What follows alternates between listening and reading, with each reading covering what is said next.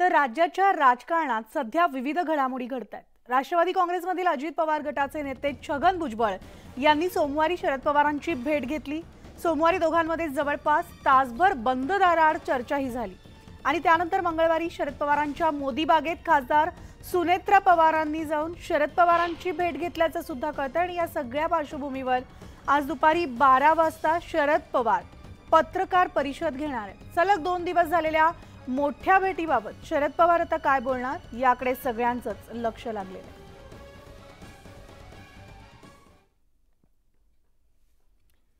तर दुसरीकडे trainee IAS अधिकारी पूजा खेडकरांचा आणखी एक कारनामा समोर आलाय। बंद पडलेल्या कंपनीचा पत्ता हा अपंगत्वाचं प्रमाणपत्र मिळवण्यासाठी दिल्याचं समोर आलेलं आहे।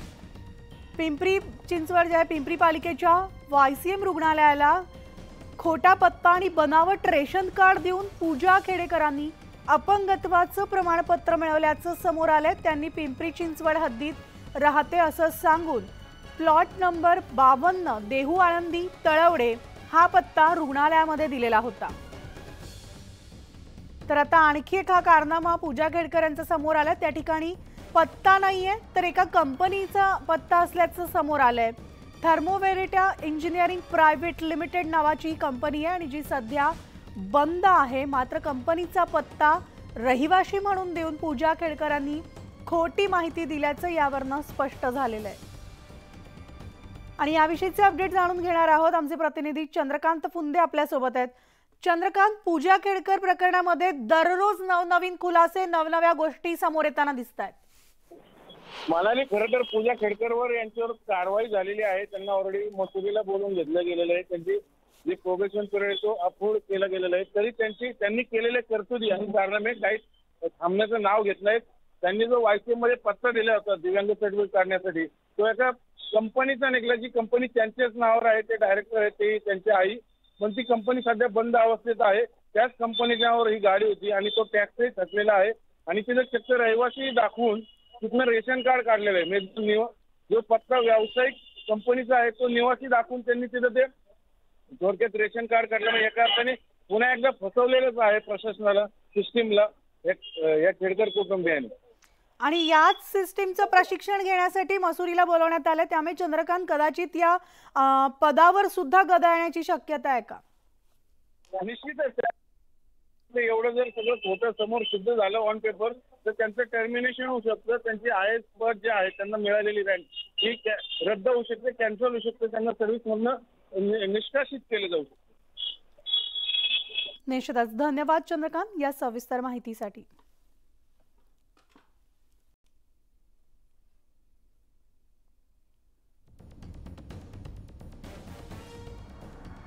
तर प्रमाणपत्र मिळवण्यासाठी पूजा खेडकरांनी आपला खोटा पत्ता दाखवलेला होता। बनावट रेशन कार्डनं प्रमाणपत्र मिळवलेलं आहे। अपंगत्व प्रमाणपत्र मिळवण्यासाठी पूजा खेडकरांचा हा नवा प्रताप समोर आलेला आहे। तर आपण पाहिलं वादग्रस्त प्रशिक्षणार्थी IAS अधिकारी पूजा खेडकर यांचे कारनामे दिवसेंदिवस समोर येत आहेत। पुण्यामधल्या अधिकाऱ्यांसोबतचं गैरवर्तन ते अगदी थेट लाल दिवा आणि पोलिसांसोबतची अरेरावी या सगळ्या घटनांमुळे एकच खळबळ उडाली। तर मग पाहूयात पूजा खेडकरांच्या या वादाचा पेटारा ग्राफिक्सच्या माध्यमातून।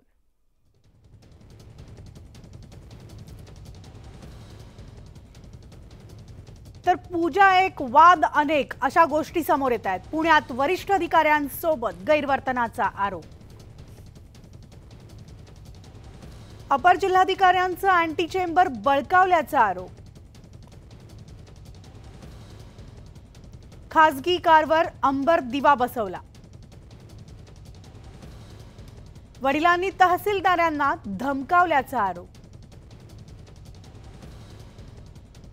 अहमदनगरच्या रुग्णालयातून दिव्यांगत्वाची 2 प्रमाणपत्र मिळवली। नगरमधून मानसिक आजार नेत्र अपंगत्व प्रमाणपत्र प्राप्त। पिंपरीतून गुडघ्यासंदर्भात अपंगत्वाचं प्रमाणपत्र मिळवलं। UPSC कडून वैद्यकीय तपासणीला बोलावूनही जाणं टाळलं। 32 कोटींची संपत्ती असून नॉन क्रिमिनल प्रमाणपत्र।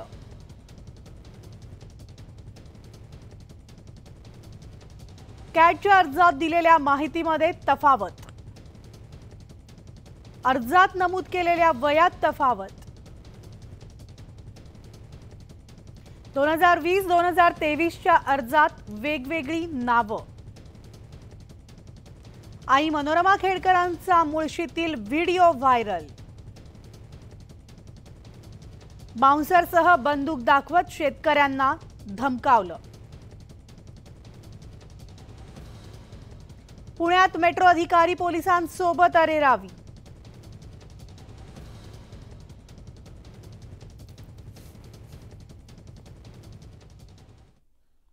तर हा होता प्रशिक्षणार्थी आयएस अधिकारी पूजा खेडकरांच्या वादाचा पेटार। आणि या सगळ्यावर आता प्रशासन काय कारवाई करते याकडे सुद्धा सगळ्यांचं लक्ष लागलेलं आहे। तर दुसरीकडे आपण पाहिलं, वादग्रस्त पूजा खेडकर प्रकरणाला आणखी एक नवं वेगळं वळण आलंय। पुण्याचे जिल्हाधिकारी सुहास दिवसे यांनी आपला मानसिक छळ केल्याची तक्रार पूजा खेडकरांनी केली आहे। पुण्यामध्ये प्रशिक्षणार्थी असताना हा छळ झाल्याची तक्रार पूजा खेडकरांनी केली आणि खेडकरांची ही तक्रार सामान्य विभागाकडे वर्ग करण्यात आलेली असून वरिष्ठ अधिकारी त्यावर कारवाई करतील असं देखील समजतंय। पूजा खेडकर या प्रशिक्षणार्थी आयएस अधिकारी असून पुण्यामधील त्यांची छोटीशी कारकीर्द वादाच्या भोवऱ्यात सापडली आहे आणि त्यांनी केलेल्या वास्तव मागण्यांनंतर पुणे जिल्हाधिकारी सुहास दिवसे यांनी त्यांची तक्रार राज्य शासनाकडे केली होती आणि त्यानंतर पूजा खेडकर यांची बदली वाशिममध्ये करण्यात आली।